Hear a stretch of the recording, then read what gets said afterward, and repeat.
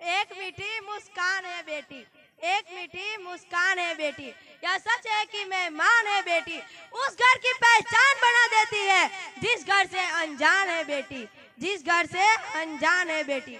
इस कार्यक्रम में उपस्थित परम आदरणीय सभा के अध्यक्ष महोदय, हमारे गांव के सरपंच साहब, हमारी विद्यालय के आचार्य साहब श्री, मेरे गुरुजनों, मेरे प्यारे छात्रों और इस कार्यक्रम में आने वाले को सभी को खुशी डाबी का सत सत प्रणाम। आज मैं एक संवेदनशील विषय लेके आपके सामने उपस्थित हुई हूँ, जिसका विषय है बेटी बचाए और बेटी पढ़ाए। आज के जमाने में 2021 में जो सर्वे हुआ था, उसमें पाया गया कि हर 1000 पुरुषों के सामने 840 बेटियां पाई गई थी। क्या यह संख्या हमको डरावनी नहीं लग रही? हमें स्वयं सोचना चाहिए। आज बेटों को पाने के लिए बेटियों को अपनी कुख में ही मार दिया जाता है। आज इस समाज को बदलने की जरूरत है, इस विचार को बदलने की जरूरत है। शर्त लगी थी सारी दुनिया की खुशियों को एक शब्द में लिखने की, शर्त लगी थी सारी दुनिया की खुशियों को एक शब्द में लिखने की। लोग किताब ढूंढते रह गए, मैंने बेटी लिख दिया। बेटी एक माँ हो सकती है, बेटी एक पत्नी हो सकती है, बेटी एक बहन भी हो सकती है। हम राम जी को याद करते हैं तो सीता जी को भी याद करते हैं, वो भी किसी की बेटी थी। हम श्री कृष्ण जी को याद करते हैं तो राधा जी को भी याद करते हैं, वो भी किसी की बेटी थी। हम शिव जी को याद करते हैं तो पार्वती को भी याद करते हैं, वो भी किसी की बेटी थी। हम छत्रपति शिवाजी को याद करते हैं तो उनकी माता जीजाबाई को भी याद करते हैं, वो भी किसी की बेटी थी। हम शिव जी को याद करते हैं तो पार्वती को भी याद करते हैं, वो भी किसी की बेटी थी। हम महाराणा प्रताप को याद करते हैं तो उनकी माता जयवंता बाई को भी याद करते हैं, वो भी किसी की बेटी थी। वीर भगत सिंह, सुखदेव सिंह, लाला लाजपत राय, सुभाष चंद्र बोस, हम इनको याद करते हैं तो उनकी माता को भी याद करते हैं, वो भी किसी की बेटियां थी।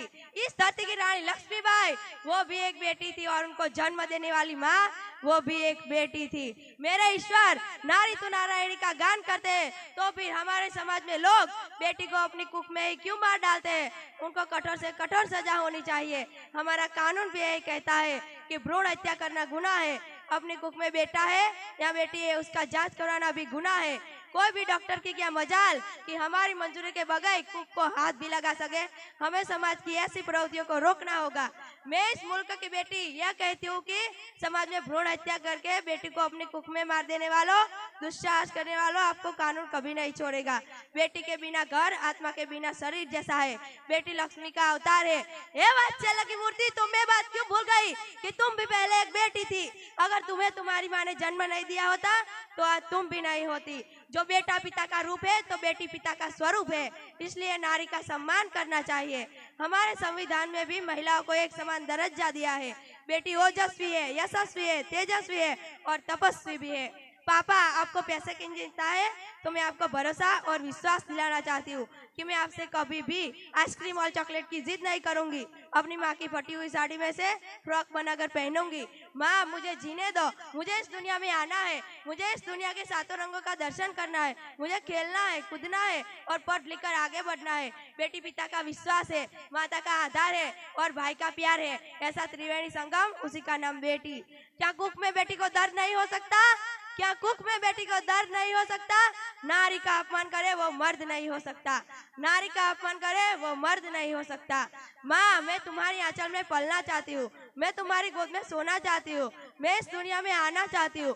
तुम मुझे अपनों से अलग कैसे कर सकती हो? क्या बेटी को जन्म लेने का अधिकार नहीं है? आज इस समाज को बदलने की जरूरत है। ये कार्यक्रम तब सफल होगा जब आप सब लोग ये नन्ही बेटी की बात सुनकर मैंने जिन बातों का जिक्र किया है उन सभी बातों का पालन करें और बेटियों का सम्मान करें।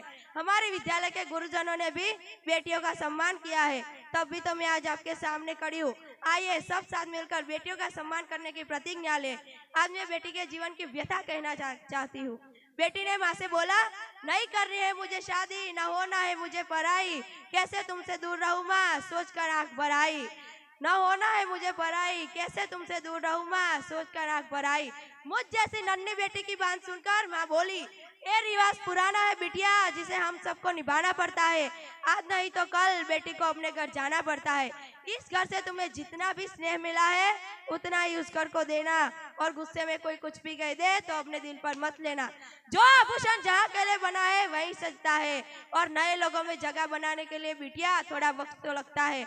और शादी के बाद जब ससुराल में बेटी को खुशियां नहीं मिलती तब वो अपनी माँ से कहती है कि हर काम मैं करना चाहती हूँ जो मुझे नहीं भी आता है, हर काम मैं करना चाहती हूँ जो मुझे नहीं भी आता है, पर थोड़ी सी भी गलती यहाँ हो जाए यहाँ तो जैसे गुनाह हो जाता है, पर थोड़ी सी भी गलती क्या हो जाए यहाँ तो जैसे गुनाह हो जाता है। हर रोज आंख नम होती है, हर रोज हृदय भर आता है, हर रोज आंख नम होती है, हर रोज हृदय भर आता है। बहू भी बेटी होती है, कोई क्यों नहीं समझ पाता है। अस्तु, जय हिंद, जय भारत। जोरदार ताली थी जाए दीकरी माटे। मत चिरागों को हवा दो ये बस्तियां जल जाएगी, मत चिरागों को हवा दो ये बस्तियां जल जाएगी। माना कि तुम पानी में आग लगा सकते हो मगर इन मगरमच्छों के साथ नन्ही मछलियां भी जल जाएगी।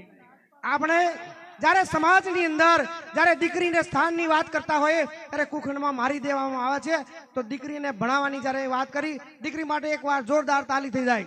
હવે ધોરણ 6 થી 8 ના બાળકો એ મેરે વતન કે લોગો અને પિરામિડ રજૂ કરશે।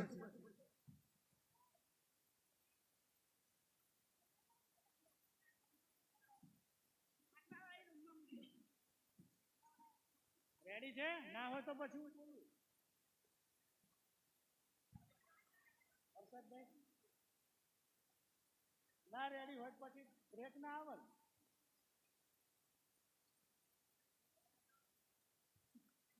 કાર્યક્રમ આગળ ધપે એ પહેલા આપણી પાસે થોડાક દાતાશ્રીના નામ આવ્યા છે, તેમાં મુકેશભાઈ ચૌહાણ તરફથી આપણને 100 રૂપિયા બાળકોને પ્રોત્સાહિત કરવા આપે છે।